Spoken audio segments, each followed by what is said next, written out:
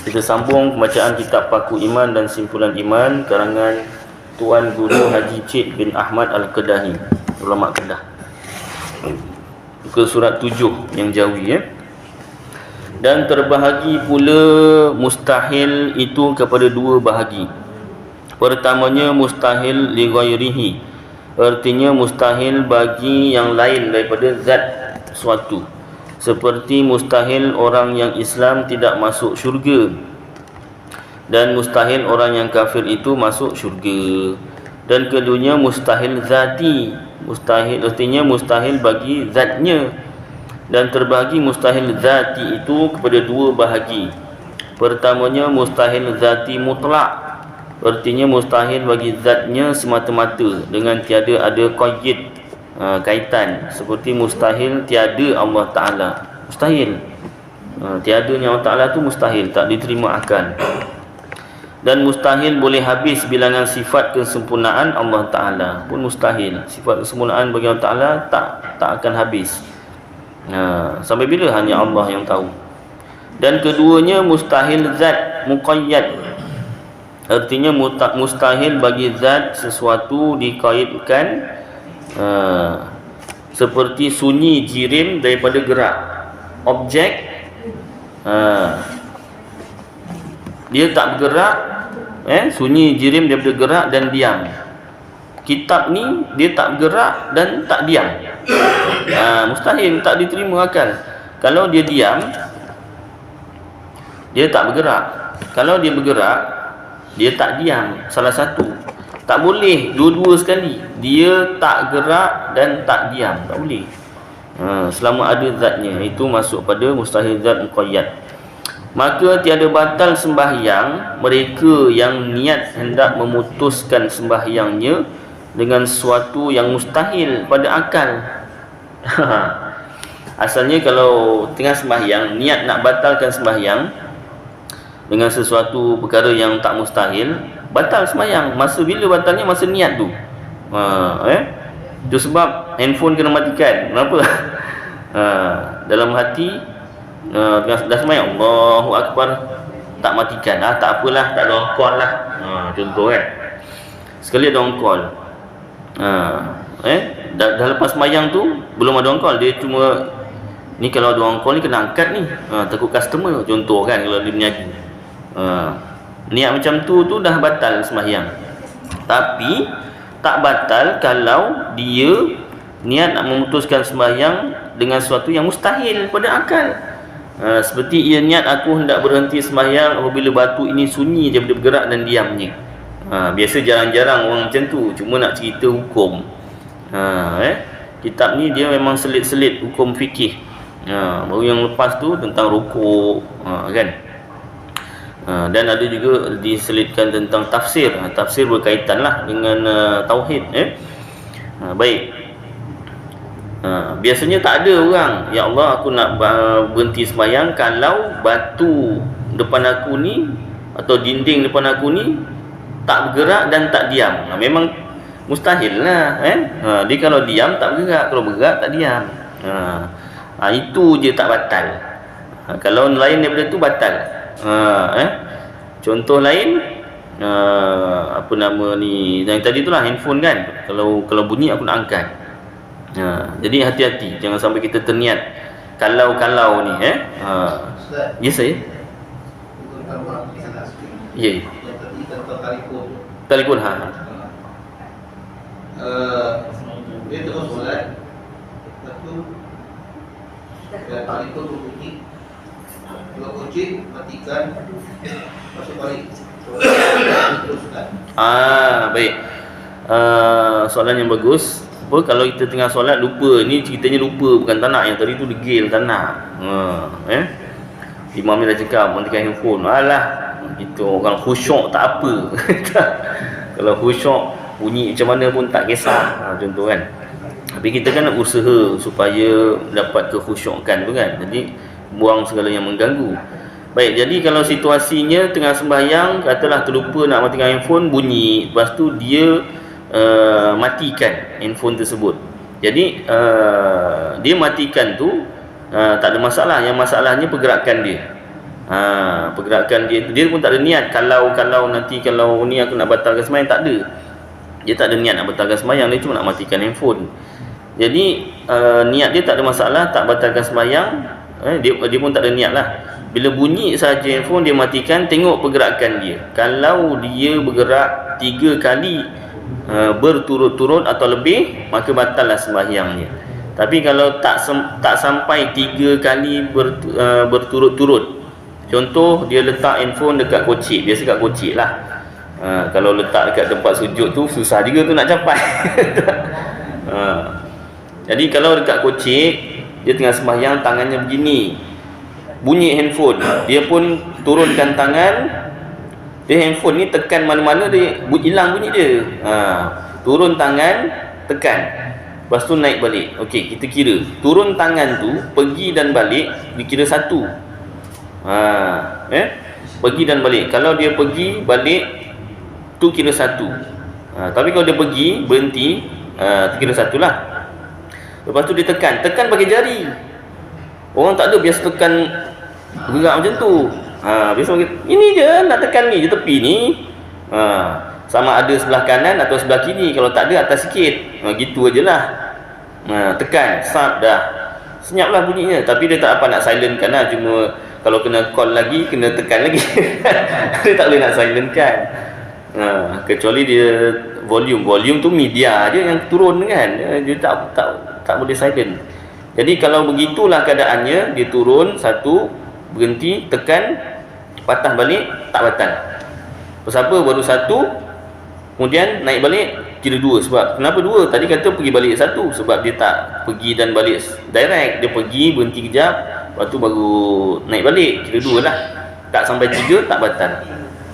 Tapi kena jaga-jagalah, jangan sampai gini pula. Jadi kena belajar cara matikan handphone dalam sembahyang.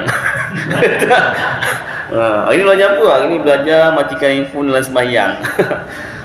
Tak nak matikan sebelum sembahyang, dalam sembahyang bunyi kan. Bunyi kelakar, tapi betul juga. Kalau itu asalnya dulu dalam kitab tak ada cerita handphone. Cerita gatal ni, hidung ke mata, kadang tiba-tiba gatal. Sebelum sembahyang tak ada je gatalnya. Dah sembahyang tu lah, sana gatal, sini gatal. Jadi kalau macam tu caranya, contoh ada mana yang gatal, hidung contoh, katalah mata dulu. Mata gatal, jadi pergi kat mata cepat-cepat, kawasan tu, lokasi tu betul-betul tepat supaya jari tu senang nak menggaruk. Garuk lah. Berapa kali nak garuk Ustaz? Kata 3 kali tak boleh. Jari tak kira. Jari tak kira, dia anggota kecil. Anggota kecil ni ada banyak. Anggota besar contoh tangan, kaki, kepala, badan. Jari kira kecil.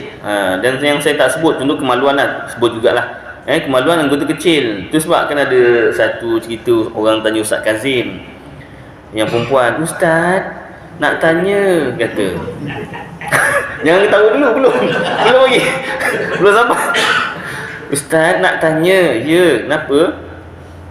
Ada satu orang ustaz ni, dia kata siapa-siapa perempuan yang sembahyang tak pakai baju dalam boleh batal sembahyangnya. Dah kenapa pula? Sebab bergerak dia punya tu masa rukuk. Ustaz Kazim pun jawab, ginilah Acik, kalau jumpa ustaz tu balik, cakap dengan dia, Ustaz bukan perempuan je, kalau lelaki kalau macam tu tak pakai seluar dalam masa sembahyang batal. Pasal apa? Bergerak dia punya kemaluan. Tak goyang contohnya. Jadi sebenarnya tak batal pasal dia anggota kecil. Dia anggota kecil. Jadi bolehlah Ustaz tak pakai baju dalam sembahyang. Boleh. Masa jawab double confirm kan. Boleh. Baik, jadi balik semula gatal mata tadi, pergi dekat mata, garuk. Berapa kali nak garuk? Lebih 3 kali pun boleh. Yang penting selesailah gatalnya tu kan. Okey, turun. Tiba-tiba dah habis mata hidung pula. Contoh lah nak berlaku, kita doa lah supaya tak berlaku kan. Andai kata berlaku, tak tahan. Tahanlah sekejap je ni, 5 minit je semayang. Mula-mula tahan, lama-lama dah tak tahan. Terpaksa juga kan, daripada gitu kan, lagi batal. Pasal kepala anggota besar. Pergi kat hidung, mana yang kawasan gatal tu agak-agak kan, sap terus. Garuk lah. Garuk. Sampai berlubang pun tak apa, pasal apa? Pasal ni anggota kecil. Anggota kecil dia bunyi ketawa tu, tapi kalau berlaku at least kita dah ada ilmu. Kena pula jadi imam lepas kan. Malu pula nak angkat ni macam mana. Tahu, kita dah tahu. Habis selesai hidung. Apa lagi? Pipi pula. Contohlah. Dah 3 kali Ustaz, mata hidung 3 kali tak berturut-turut. Kan? Dah habis pipi, telinga pula. Imamnya baca surah panjang pula, contoh kan. Sembahyang tarawih contohnya. Nak apa nama, hafiz Quran 1 juzuk kan. Ini macam-macam gatal. Cuma jaga jangan sampai 3 kali berturut-turut. Itu tentang gatal, tak boleh nak elak. Benda yang boleh dielak tapi tak dielak, yang biasanya saya pernah sebut juga sini dulu 10 tahun lepas. Tak apa ulang balik, kan. Biasanya kalau masa saya mengajar surah agama Johor dulu, ada 3 buah sekolah mengajar. Budak-budak masa sembahyang asar, saya mengajar petang. Masa sembahyang asar tu ni biasa budak buat gatal tu satu cerita lah. Dia memang dah tak ikut tu, jari memang tangan dengan tangan, dengan kepala dengan tangan semua digegak kan. Tu kena jaga, kita dah tahu, jaga. Kemudian iktidal, sami Allahu liman hamidah. Ada 2 cara. Pertama, lepas perlahan-lahan di tepi badan, dan berhentilah. Lepas perlahan-lahan, sami Allahu liman hamidah, Rabbana lakal hamd. Berhenti perlahan-lahan, dan lepas perlahan-lahan, turun perlahan-lahan dan berhenti. Tapi budak ni dia tak berhenti kat situ. Sami Allah liman hamidah, goyang. Itu tangan je, dengan badan pun ada juga, depan belakang pun ada juga kan. Jadi kita kira kalau dia bergerak patutnya berhenti, dia lepas. So maknanya tangan ni pergi satu, pergi dan balik, satu lagi, so dah 2 serentak 2. Dia tak berhenti kat situ, terus lagi depan pula, habis, cukup 4. Cukup syarat untuk membatalkan sembahyang. Pasal apa? Dia patutnya berhenti, dia ke belakang. Patah balik sini patutnya berhenti, ke depan pula, dah kira 4. Itu yang 4. Ada yang tak berhenti, sami Allahu liman rabbana lakal hamd, sampai ke sujud ni begini. Budak kan. Lagi apa? Yang pegang macam-macam, sami Allahu liman, pegang belakang lah, pegang dia betul-betulkan apa kan. Pegang janggut, sami Allahu liman. Macam tak ada masa lain nak pegang janggut. Contohlah, contoh. Ini bukan marah orang yang ada janggut, taklah. Yang pegang janggut, yang ada janggut tak ada masalah kalau dia tak pegang kan. Macam-macam perkara, tangan tu gatal. Jadi ada satu kaul pendapat daripada ulama dalam kitab Tawdihul Adillah. Nanti ada rezeki saya bawakan. Banyak nak bawa ni. Nanti kalau saya snap dulu, kalau terlupa bawa boleh baca kan. Dalam kitab Tawdihul Adillah, ataupun bahasa Melayunya 100 Masalah Agama. Dia kitab ni rakaman radio Cendrawasih Indonesia yang ditulis semula. Rakaman tu ditulis semula menjadi kitab, ada 5 juzuk. 100 masalah agama jadi 5 juzuk, 500 masalah agama. Yang bagusnya kitab ni, tukang jawabnya tu Syekh Muhammad Syafi'i Hadzami, baru meninggal dunia dalam tahun 2020 ke 19 itulah, baru lagi. Jadi kiai ni dia jawab setiap soalan tu kitab, dan semuanya kitab Arab. Kebanyakannya kitab Arab. Jadi kitab tersebut, saya tak semua kitab tu saya ada, tapi guru saya semua kitab yang disebut tu ada. Kalau tuan-tuan nak boleh pergi rumah dia, macam pustakaan lah. Dinding semua penuh kitab semua. Kitab apa semua minta ajalah. Pandai baca dengan tak pandai baca je. Jadi jawapannya tu memang puas hatilah ada sumber kitab ni. Pada masalah iktidal, ada cara untuk mengelakkan daripada batal sembahyang. Bila dia tak berhenti tadi tu, iaitu lepaskan perlahan-lahan, letak seperti sebelum rukuk. bawah dada, atas pusat. Itu macam ajaran sesat. Ajaran sesat tu dia tinggi lagi. Ada yang tinggi lagi. Dan dia pun sebenarnya ada dalil juga tu. Kita nak nuduh-nuduh dia sesat, dia pun ada dalil tu. Jadi bawah dada, atas pusat, mazhab Syafi'i, bawah dada, atas pusat seperti sebelum rukuk. Iktidal tu sendiri maknanya kembali seperti sebelum rukuk. Dan hujahnya, dalilnya kat situ lebih kuat bawah dada, atas pusat tu lah. Alhamdulillah, Rabbana lakal hamd. Berhenti. Bila pegang macam tu, tak ada dah nak pegang itu, pegang ini, nak goyang-goyang belakang apa semua, janggut kan, dah stuck gitu kan. Jadi tangannya tu tak gratil, Jawa kata tak gratil. Ya tak, sibuk nak pegang tu pegang ni kan. Itu cara yang kedua. Baik.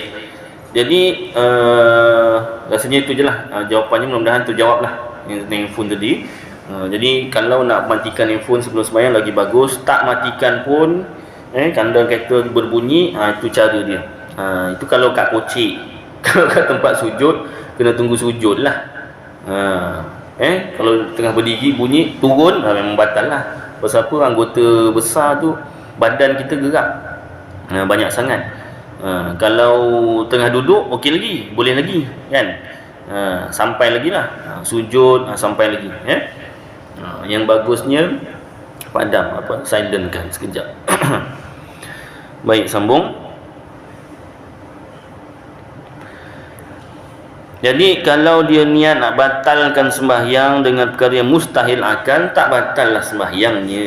Kalau perkara yang boleh, tak mustahil akal, maka boleh batal sembahyang. Jadi hati-hati, jangan kita niat nak batalkan sembahyang, masa tu juga batal. Baik, kena jagalah, hati kena jaga. Soal, apa makna agama? Jawabnya, makna agama itu, kitab ni agama, ialah perhimpunan sekalian hukum-hukum syarak yang dihantarkan dia oleh Allah bagi segala hamba-Nya yang mukallaf, yang wajib menanggung dosa pahala sendiri atas khabar Rasul-Nya, perkhabaran Rasul-Nya, daripada suruh dan tegah, suruhan perintah Allah dan tegahan Allah, larangan Allah. Seperti iktikad. Iktikad tu masuk dalam agama, iktikad, kepercayaan, dan ibadat, penyembahan, sembah Allah Ta'ala lah, dan muamalat, jual beli, dan segala, bukan sahaja jual beli, berhubung dengan manusia lah, termasuklah salah satunya jual beli, banyak lagi selain jual beli, pinjam, sewa, dan sebagainya, dan munakahat, nikah, cerai, dan jinayat. Jinayat kalau Melayu sebut jenayah, asal bahasa Arab tu jinayah. Arab tak ada ji, jinayah. Ini masuk dalam agama. Penting juga jinayah. Kadang-kadang kita ingat jinayah tu bunuh je. Sebenarnya ada juga perkara yang selain bunuh dengan sengaja, ada bunuh tanpa niat. Tak ada niat nak bunuh, tapi terbunuh orang tu, orang lain tu. Contohnya kita memandu kereta, ataupun menunggang motosikal. Kita mana ada bawa kereta niat nak bunuh orang? Tak ada. Naik motor, mana ada nak niat bunuh orang? Tak ada. Tapi terlanggar orang tu, mati pula. Nak jadi bukan kita lah, orang lain. Ustaz ni buat contoh kita pula, seseorang. Dah masuk isyak azan lah, nanti sambung sikit.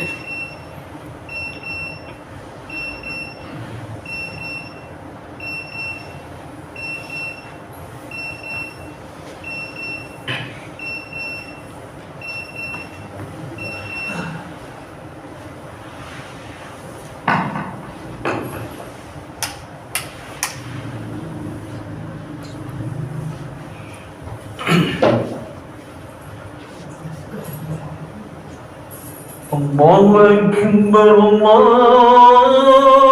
Akbar, Allahu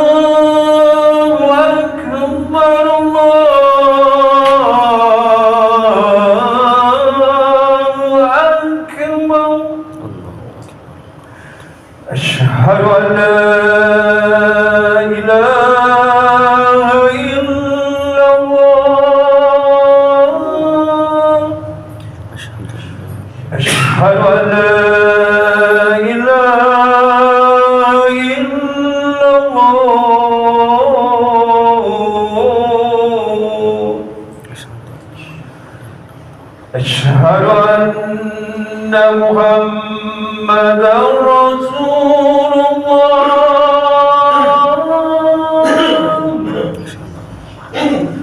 أشهد أن محمدا رسول الله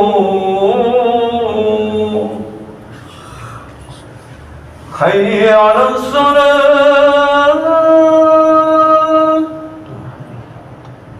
حي على الصلاة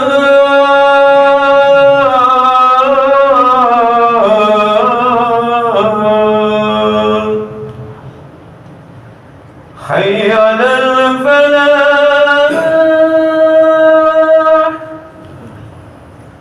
حي على الفلاح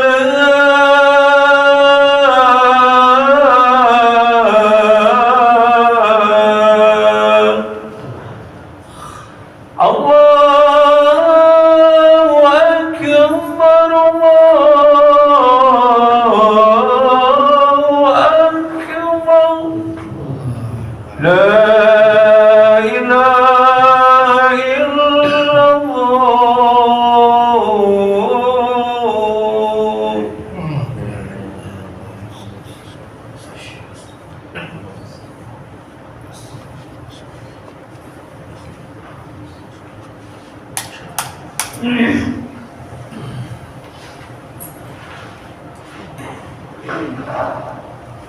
Baik. Kamu sikit ya. Jadi jinayah pun penting kita pelajari kadang-kadang bila berlaku kemalangan dan kita seseorang itu puncanya menyebabkan kecederaan ataupun kematian. Itu kita kena bayar diat. Diat tu yang orang tak perasan. Biasa orang bahaskan tentang claim insurans, claim insurans mungkin perubatan ataupun dari segi kerosakan kenderaan. Diat tu kalau kita seseorang mencederakan satu batang gigi, patah satu orang, dia kena bayar diat, ganti rugi. Berapa ganti ruginya kena semak baliklah kitab-kitab fikih. Terlanggar patah gigi, itu patah gigi sekian kena bayar. Kalau tak dijelaskan di dunia, mangsa akan tuntut di akhirat. Maka dekat akhirat tu dah tak tuntut ganti rugi RM1. Ya tak? Dekat akhirat macam dekat khutbah Jumaat kan. Dekat akhirat dia minta ganti rugi pahala. Wah, sebanyak-banyak penat kita kumpul pahala, dia ambil. Ada hak dia. Habis pahala seseorang tu dah habis. Contohnya. Tapi tak habis lagi banyak lunaskan hutang diatnya masa kat dunia kemarin langgar.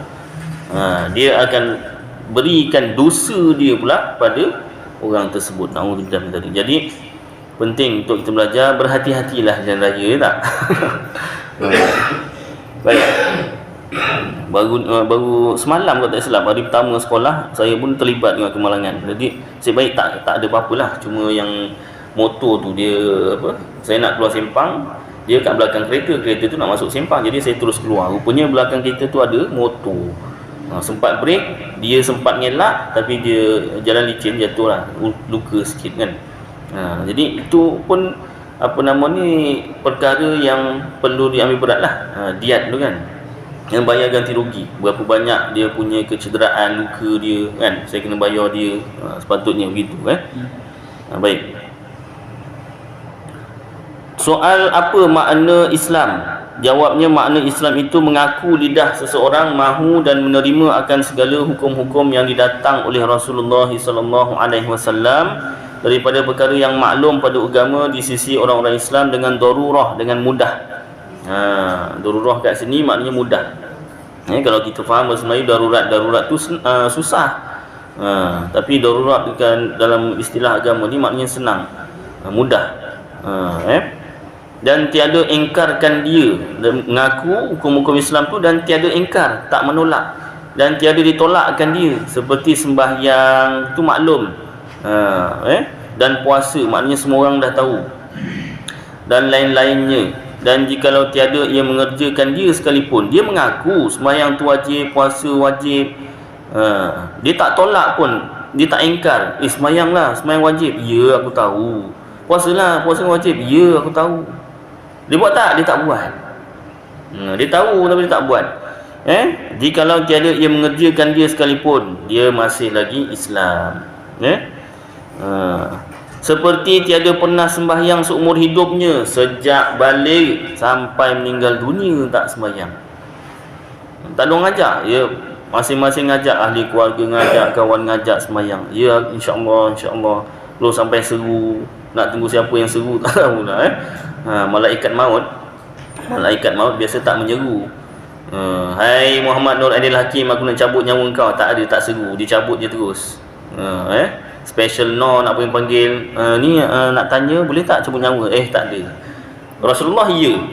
Malaikat maut nak cabut nyawa Rasulullah ya, minta izin. Padahal tak perlu minta izin pun, memang tugas dia. Hormat. Kita tak ada, dia tak ada minta izin, tak ada, dia cabut aja. Baik, tak sampai seru kan. Tak sembahyang seumur hidupnya dan tiada pernah puasa seumur hidupnya, dan dahlah tak puasa, tak sembahyang, dan makan babi, memang celeng pula dipangan ni. Gitu cara ni. Orang sembahyang, orang puasa, kok makan ni kok celeng tu piye tu. Kan. Babi pula, dan minum arak, ya Allah, dan berzina, dan bunuh orang tak cukup, dan bunuh diri sendiri sekalipun, Islamlah, dia masih lagi Islam. Selama tiada buat perkara yang jadi murtad, selagi tak ada tanda-tanda murtad. Dia tak ada buat benda murtad, tak ada cakap perkara yang buat murtad. Dia tak cakap sembahyang ni sebenarnya tak wajib, dia tak ada cakap. Contoh tetapi Islam yang fasik berdosa besar. Tapi Islam yang berdosa besar, maknanya kalau dari segi hukuman di akhirat nanti, dia akan dimasukkan ke neraka seberapa banyak dosa-dosanya. Bukanlah maknanya masih Islam Ustaz, tak apalah, jangan tak apa, berdosa besar. Dia akan diseksa sebanyak mana dosa besarnya, kemudian akhirnya akan masuk syurga juga. Baik, jadi dari segi i'tikad, kita Ahlus Sunnah wal Jamaah wajib percaya orang yang buat dosa besar ni, tinggalkan sembahyang ni dosa besar, tinggalkan puasa ni semua dosa besar. Selagi dia tak buat perkara murtad dan tak bercakap perkara yang buat murtad, dia masih lagi Islam. Habis ada hadis Ustaz, siapa tak sembahyang dia kafir. Contoh dalam kitab Fadailul A'mal bab sembahyang, hadis yang pertama, muka surat 33, bahagian kedua, amaran dan celaan ke atas mereka yang meninggalkan solat. Hadis yang pertama diriwayatkan daripada Hadrat Jabir bin Abdullah radhiyallahu anhu.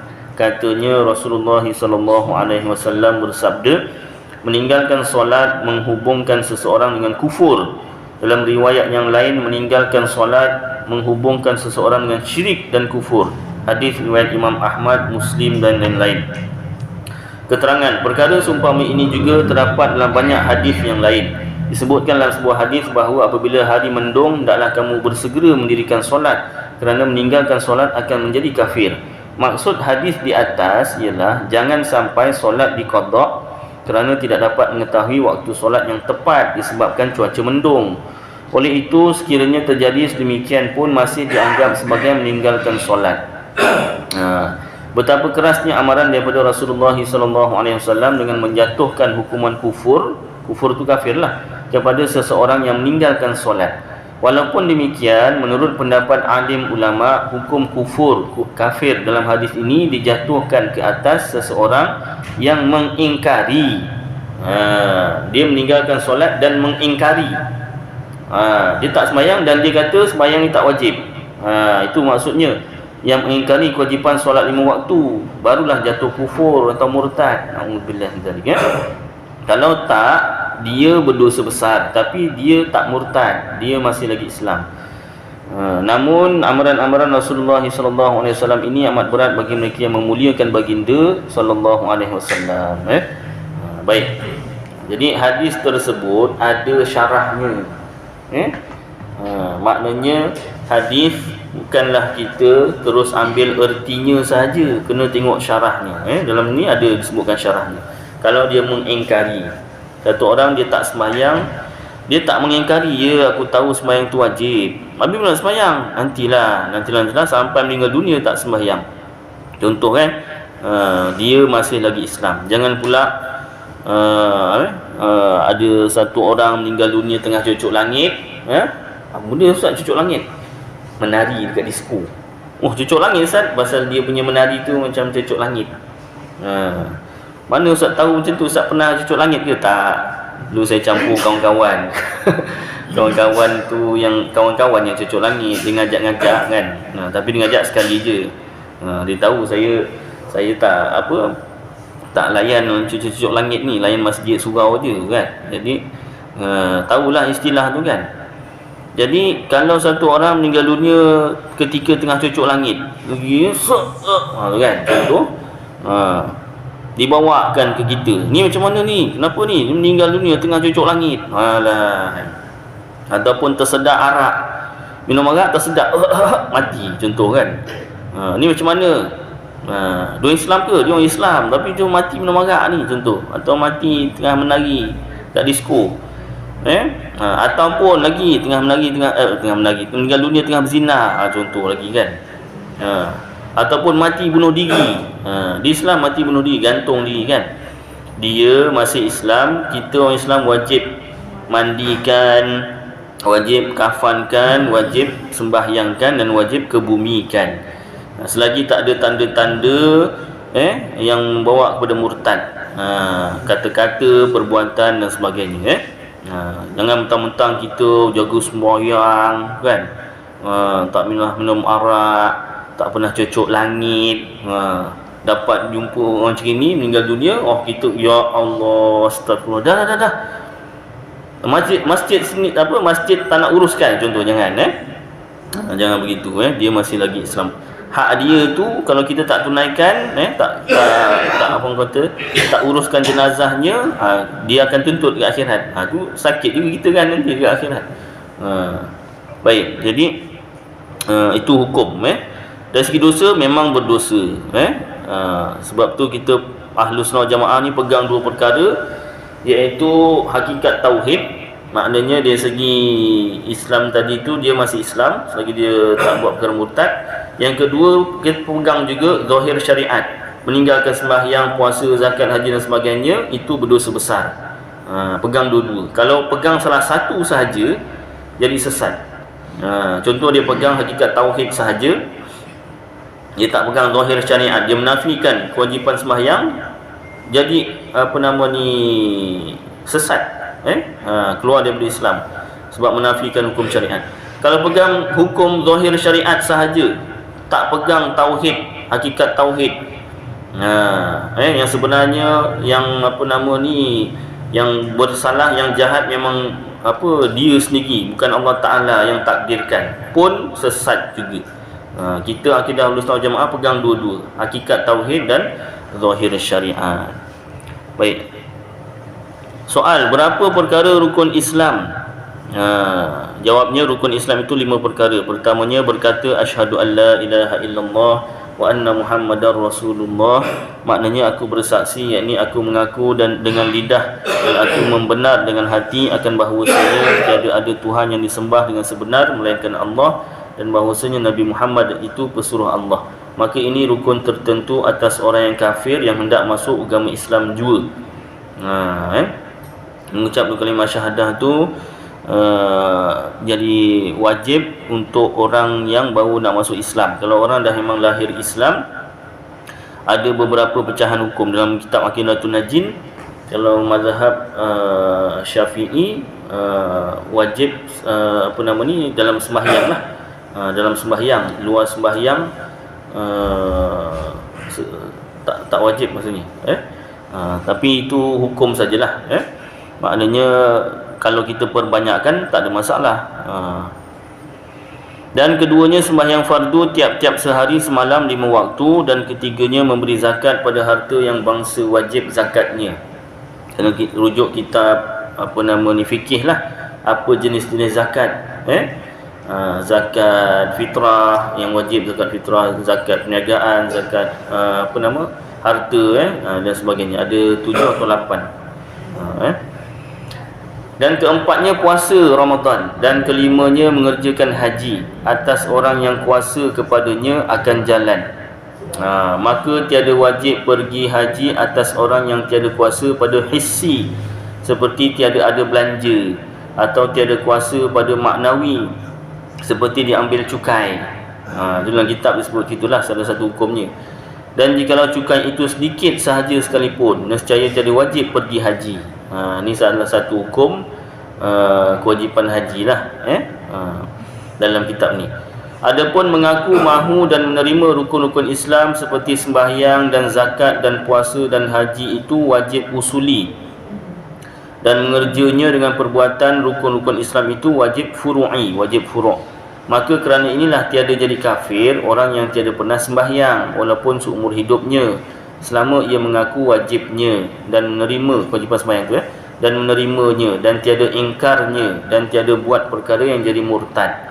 Maka nyata terang-terang orang yang berkata jadi kafir orang yang meninggalkan sembahyang dengan sengaja, padahal orang yang berkata itu ia mengaku bermazhab Syafi'i atau ia tiada bermazhab mana-mana mazhab, maka adalah orang yang berkata jadi kafir itu ialah orang yang sesat, lagi menyesat akan orang yang lain pula. Na'udzubillah min dzalik.